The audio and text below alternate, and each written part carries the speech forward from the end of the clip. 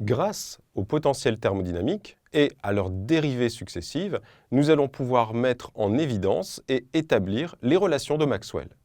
La théorie mathématique des fonctions de plusieurs variables nous permet d'établir des relations entre les dérivées suivant les différentes variables.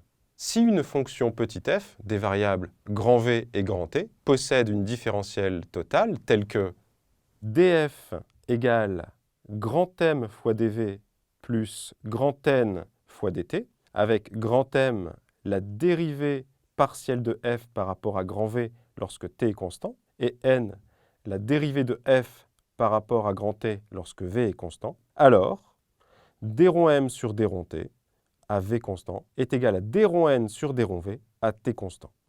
Nous allons reprendre maintenant les différentiels de nos 4 potentiels thermodynamiques. Et ensuite, nous allons appliquer cette relation à ces potentiels. du égale T fois ds moins P fois dv, dh égale T fois ds plus V fois dp, df égale moins S fois dt moins P fois dv, et dg égale moins S fois dt plus V fois dp.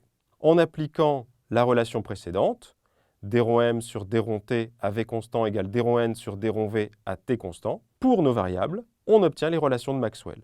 Pour u, on obtient d rond t sur d rond v à s constant égale moins d rond p sur d rond s à v constant. Pour h, on obtient d rond t sur d rond p à s constant égale d rond v sur d rond s à p constant. Pour f, on obtient d rond s sur d rond v à t constant égale d rond p sur d rond t à v constant.